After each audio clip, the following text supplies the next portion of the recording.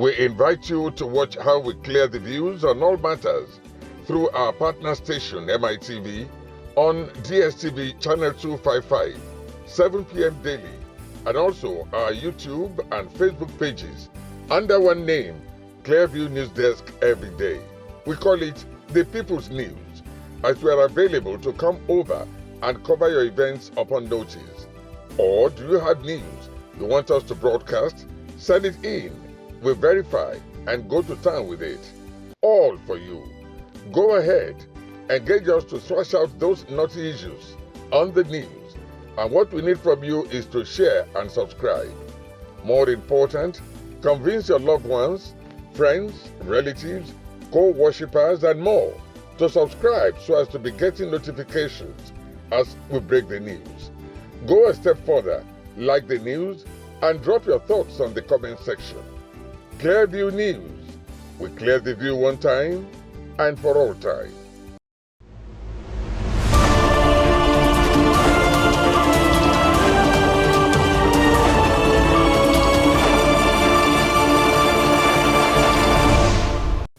Hello and welcome to Clearview News Desk. We are reaching you live from Nigeria's capital city, Abuja. First, the headlines.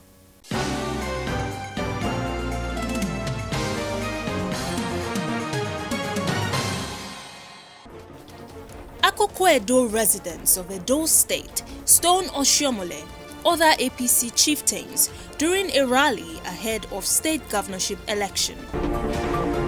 U.S. President Joe Biden's son risks 17 years in jail after conviction for tax evasion on Thursday.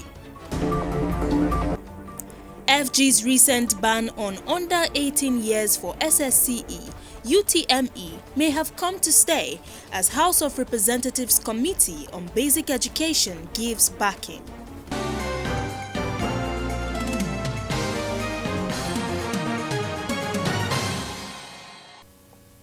I'm Gloria Atta with these and more. Welcome. The military says its troops have neutralized 152 terrorists, arrested 109 others, and rescued 91 kidnapped hostages from its theaters of operations spread across the country in the last 1 week. This was contained in a statement signed by the Director of Defense Media Operations, Major General Edward Buba, this Friday in Abuja, the nation's capital. The statement added that troops in the south-south zone of the country denied oil thieves the estimated sum of 795,683,395 naira during the period under review and recovered 183 weapons and 4,443 ammunitions. Buba added that troops also carried out surgical operations against two prominent terrorist commanders and decimated their strongholds in Safana local government area of Katsina State and Giwa local government area of Kaduna State, respectively. The defense spokesman also said that the troops apprehended two female terrorist collaborators responsible for negotiations with relatives of victims for ransom. The military high command assured Nigerians of its commitment to destroying all enemies of the country while calling on citizens to give the military the needed support for more success. A campaign rally organized by the All Progressives Congress APC in Ososo, Akoko-Edo local government area of Edo State descended into chaos on Thursday. A viral video widely shared on social media shows footage of a loud crowd of Ososo residents hurling stones and other objects at APC leaders, including former Edo State Governor Adams Oshiomhole, House of Representatives member Ohio Akpatison, former Speaker of the Edo State House of Assembly, Right Honorable Kabiru Ajoto, and Honorable Anselm Agbabi. The rally, meant to be a platform for political engagement, quickly deteriorated into a scene of pandemonium. Eyewitnesses described how the crowd's initial chants of disapproval rapidly escalated into violence, with stones striking the APC leaders and their entourage. Meanwhile, reports indicate that APC thugs retaliated by shooting a resident. The victim, whose identity has not yet been disclosed, was reportedly rushed to a nearby hospital.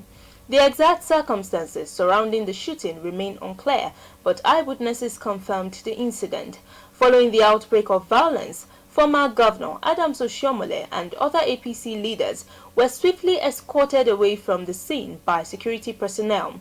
The APC has yet to issue an official statement regarding the incident, but sources suggest that the party is deeply concerned about the escalation. The leader of the Ijaw Nation, Chief Edwin Clark, has called on the Inspector General of Police, Kayode Egbetokum, to arrest the Minister of the Federal Capital Territory, Nyesom Wike, for threatening to set fire to states governed by People's Democratic Party governors. Wike is speaking at the PDP Secretariat in Port Harcourt during the party's State Congress on Saturday, 31st August 2024, warned PDP governors to stay out of the party's affairs in Rivers State. In a press conference on Thursday, Clark condemned Wike's comments as a flagrant disrespect to President Bola Tinubu, who appointed him, and as a threat to the public. Clark stated that Wike has violated several public laws, adding that his threat to burn states governed by PDP is treasonable. The elder statesman added that no governor or minister has the authority to go to such extremes.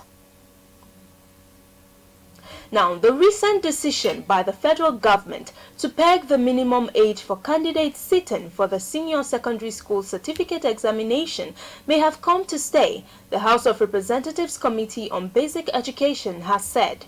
Recall that the Minister of Education, Professor Tahir Mamman, had in July stated that with effect from 2025, any candidate below the age of 18 will not be allowed to sit for SSCE, and without which such students cannot secure admission to higher institutions of learning.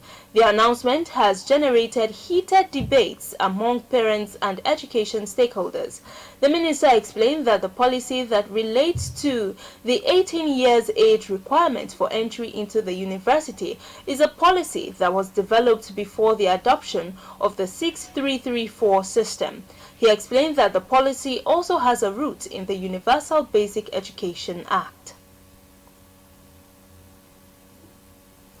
A non-governmental organization, Paradigm Initiative, has converged stakeholders on Abuja, the nation's capital, on a one-day dialogue to further brainstorm on Nigeria's AI strategy, digital economy, and e-governance bill, a drive which aims at using digital technology to drive the nation's economy. Clearview News' Imefonokon was there and tells us more. Nigeria, as the continent's most populous nation, is particularly positioned to harness AI's transformative capacity to address pressing socio-economic conundrums, accelerate economic growth, and pivot the nation into a new epoch of technological advancement. Against this backdrop, a non-governmental organization, Paradigm Initiative, under its Digital Policy Engagement Series, has engaged stakeholders on an in-depth dialogue to analyze critical legislative documents that will shape the digital landscape in Nigeria. And we're focusing on two key issues today. One, we're focusing on the AI strategy for Nigeria. Nigeria has already announced that we're a global AI player. And if we are one, then we can't just do what we used to do. We set up a Center for AI and Robotics many years ago. And we can't exactly say we have done too much with that. So this time, we cannot have paper tigers. We can't have a 73-page document that just says all the right things. We have to have implementation. And so civil society must work with the private sector and with government to make sure that Nigeria is not just mouthing things about AI, but that we're using AI to improve the economy. And the second conversation we're going to have is about the digital economy bill. Beautiful thing to discuss that and to bring conversations to the table. How do we translate digital economy opportunities into the price of fuel, into the price of food in Nigeria? And that is really important, because otherwise we're deceiving ourselves and having conversations if these things are not connected. Stakeholders have stressed the need for the implementation of digital policy in Nigeria to enable the country compete favorably with the global world and improve the nation's economy. It is important that in establishing bills or in enacting bills, there is robust stakeholder engagement. Now, what do I mean by that? This conversation is important because it allows stakeholders to air their view regarding certain provisions within the bill and within the AI strategy. Our stakeholder engagement needs to get to the point where we want to enact a bill.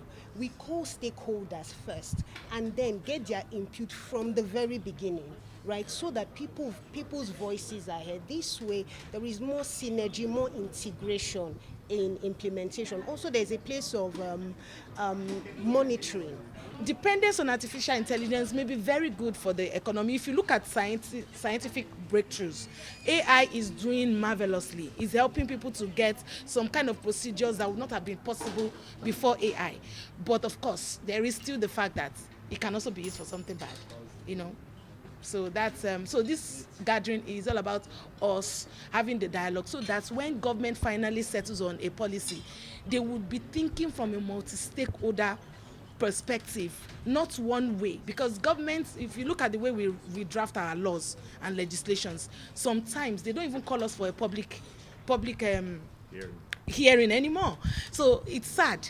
Like we just had one national anthem changed all of a sudden. I didn't think that Nigerians had an opinion. So we as an organization, Paradigm Initiative, you know, being a forerunner when it comes to digital rights in Nigeria, they felt that it's appropriate for us to be having these kind of conversations now. And then, of course, whatever we come up with, we can submit it and have this dialogue with government. It's a very good step and a very good thing to do. The National Digital Economy and E-Governance Bill, having successfully passed its first reading in the National Assembly, marks a significant step towards the federal government's effort to create a well-structured environment for digital economy and e-governance in Nigeria. Imefon Okun reporting for Clever News. Now, the founding executive director, African Center for Leadership, Strategy and Development, also known as Center LSD, Dr. Otive Igbuzo, has attributed the lingering socio-economic challenges bedeviling the country to the poor application of ideas that can drive socio-economic growth and development in the country. Speaking at the annual Activism Lecture to mark his 61st birthday on Thursday in Nigeria's capital Abuja, Dr. Otive stressed the need for the government and relevant stakeholders to put humanity at the forefront of policy making, programs and projects to enable it forge a secure, socially inclusive and stable society. Nigeria has oftentimes been described as one of Africa's largest economies due to its huge reserve of mineral deposits and arable land for agricultural activities. For a country with an estimated population of over 200 million and about 70% of them under 30, the size and youthfulness of the population offer great potential to expand Nigeria's capacity as the regional economic hub of Africa and globally. Unfortunately, the country has failed to develop its rich endowment of human and mineral resources for the much-needed economic growth and development as it continues to grapple with serious social, economic and security challenges. Speaking at an annual lecture to mark his 61st birthday celebration, the founding executive director, African Center for Leadership, Strategy and Development, Dr. Otive Igbuzo, said Nigeria today has failed to attain the much-needed socio-economic progress and sustained growth, largely due to a poor utilization of good ideas that can set her on course for development. Igbuzo stressed the need for government and relevant stakeholders to put humanity at the forefront of policies, programs and projects for a more secure, socially inclusive and stable society. The message both for government and citizens is that it's ideas that rule society. You know, part of the problems, how can we have oil? We have, you know, many years we can't build refineries. What does it take to build refineries? We have money. Money has been coming into the country. So it's for both government and citizens to know that it's ideas that rule society. We must look for good ideas to rule Nigeria. We must look for people with the ideas. We must adopt the ideas. We must use the ideas. And for people who want to destroy the country, we must use ideas to destroy them. One of the reasons why we have challenges is because leaders are not showing enough compassion, for their followers, enough love, enough humaneness for their followers. If a leader is humane, is generous, is kind, the leader will not make policies that will negatively affect the people. Otivism is an ideology that is built on humaneness, on this generosity, on this friendliness, on empathy, not just sympathy. Otivia has proposed a lot of ideology on how to solve the greatest or wicked problem of development. And I think that the Nigerian state needs Otivia now beyond more than any other time to help take Nigeria from this very moment into an Eldorado state. And I think that we can get it done. Family, friends and associates had earlier taken turns to shower tributes and encomiums on the celebrant for a life of dedication to service of humanity. Otivism as an ideology is practicable. If you listen to the lecture, you see that the lecturer was talking about 12 pillars, and one of them is humanism. My husband is completely humane. He's compassionate. He's self-sacrificing. I've always been a giver, but my husband makes me give more than I would normally give. He's that kind of person. And especially where he sees potential. He wants to support it and nurture it, you know, until you become something, until you stand on your own. If you look at Africa, like Chima Achebe rightly pointed out, there's nothing wrong in the vegetations of Nigeria. There's nothing wrong in the land of Nigeria. There's nothing wrong in the human beings that are in Nigeria. But the problem really is the failure of leadership. And then is somebody, even with this recognition, he doesn't want to leave it at the level of lamentation. And so he came up with an idea. If we know that leadership is a problem, what are we going to do to change it? So the idea of the Central-SD Leadership School came in. Those are some of the legacies we have learned from Dr. Tive, and I think that the society in Nigeria needs him. And I think that if you have this crop of people in governance, things will turn around for this country. Dr. Tive is a consummate man, if you know what that means. Balanced in all aspects. You know, there are people who are not balanced. They are excellent activists, but they are bad family people. But he's balanced. Highlights of the event was goodwill messages, a panel discussion, among others. Ahead of the new National League season, the Nigeria Nationwide League One sponsor, New Year Mega Lottery, has on Thursday launched a new package in Abuja, the nation's capital, aimed at empowering various groups across the country. Clearview News in Mifunokon was there. The New Year Mega Lottery Managing Director, Sunday Adeleye, while laying emphasis on sponsors' uniqueness from other competitors, noted that the introduction of new packages ahead of new season will afford Nigerians the chance to prepare themselves for the game. Well, you know, giving back is part of the system. And then, of course, considering the situation of our economy right now, we thought about creating jobs and then, of course, the opportunity that Nigerians need to elevate them out of poverty. This can also go well as part of it because, you know, when you talk about lottery, it's about good cause. You know, there's no negativity in lottery. Lottery was part of the good causes that were used to build the US, the United Kingdom and the Western world. So why can't we also practice lottery in Nigeria to use it to develop our own economy?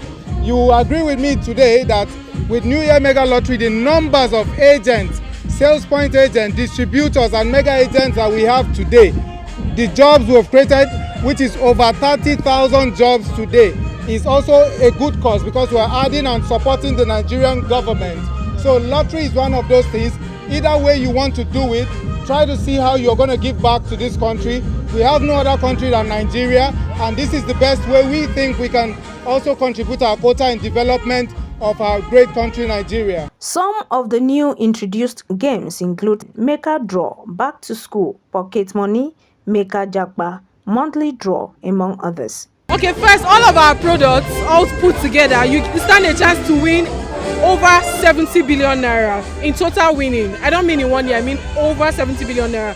And then at the same time, we have different packages that students can get from. I mean, not secondary school students, please. Students that are above the age of 18 that are in the university, they stand a chance to win that because it takes care of their house rents, bills and all of that. We also have packages that people can win from monthly, packages that people can win from instantly, daily, and also on the 1st of January every year, which is one of our biggest products, known as the mega draw. So in total, we have mega draw, monthly draw, instant scratch and win, state mega puzzle, campus fair, pocket money, and back to school. Total of 8 products. So from all of this, we are hoping and believing that with all the work that we have put in the past years, Nigerians can stand a chance to become millionaires every day. So that's the plan. So one of the things that we have in the bank, aside what I said we have for the students, and of course we currently have a partnership of 964 million naira with NLO. We're also looking at empowering women, widows, orphans, and people who are less privileged. There are other things cooking in the bank that I cannot really say for now, but obviously expect a lot from New Year Mega Lottery. Representative of the Minister of Sport and other dignitaries at the event, while applauding the initiative, expressed optimism that the new development will greatly benefit Nigerians. It is believed that the New Year Mega Lottery offers will no doubt give Nigerians an opportunity to become millionaires. Imefon Okon reporting for Clearview News. If you are just joining us, you're watching the news on Clearview News Desk. We will be back after this break. Stay with us. We break the news. This is Christ Embassy. Recollect, we were the first to break this. Governor Abba Kabir Yusuf of Kano State has approved the appointment of 3 second-class emirs. And this? Erasmus is the most successful program of the European Union to support education and youth. And this? Fubara is not an ungrateful person. And more. Tension is currently mounting in Rivers State. The planned arraignment of Yaya Bello. Across our platforms. Subscribe now and you will be receiving our notifications and never left out as the news breaks on Clearview.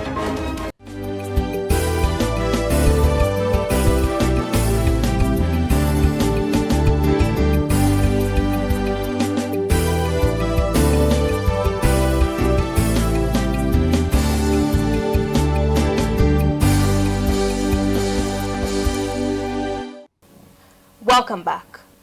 Moving over to the foreign scene, Hunter Biden, son of U.S. President Joe Biden, risks 17 years in jail after his conviction for tax evasion on Thursday. Mr. Biden pleaded guilty to 3 felony and 6 misdemeanor tax offenses at a federal court in Los Angeles on Thursday. The court accepted his guilty plea. Biden will be sentenced on December 16, 2024. Meanwhile, U.S. Department of Justice, in a statement issued after the president's son entered a guilty plea, said Mr. Biden willfully failed to file his 2017 and 2018 tax returns on time, and when he did finally file his 2018 returns, included false business deductions in order to reduce the very substantial tax liability he faced as of February 2020, amongst other offenses. It added, at sentencing, Hunter Biden faces a maximum penalty of 17 years in prison. However, actual sentences for federal crimes are typically less than the maximum penalties. Meanwhile, a federal district court judge will determine any sentence after taking into account the U.S. sentencing guidelines and other statutory factors. And that's the news. But before we go, a recap of the top stories.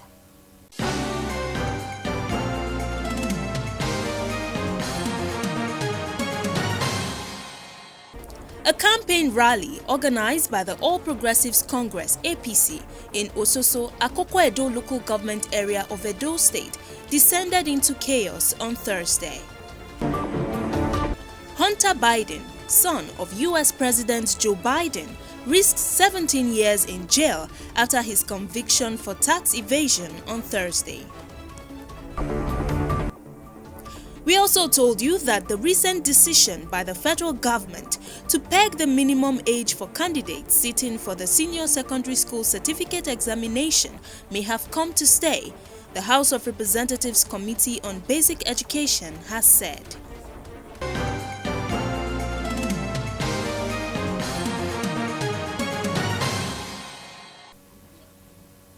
You can follow up on latest events and happenings around you via our social media platforms on Facebook, Instagram, and YouTube at Clearview News Desk, or via our handle on X, formerly known as Twitter, at Clearview Online.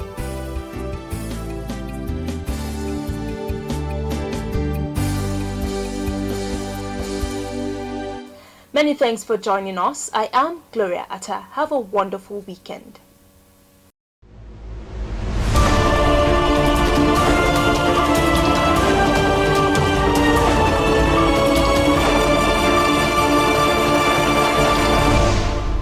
We invite you to watch how we clear the views on all matters through our partner station MITV on DSTV channel 255, 7 p.m. daily, and also our YouTube and Facebook pages under one name, Clearview News Desk every day.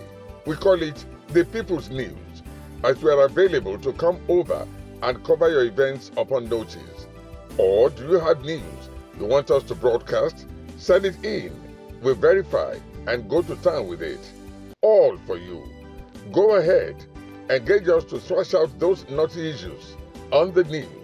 And what we need from you is to share and subscribe. More important, convince your loved ones, friends, relatives, co-worshippers, and more to subscribe so as to be getting notifications as we break the news. Go a step further, like the news, and drop your thoughts on the comment section. Clearview News. We clear the view one time and for all time.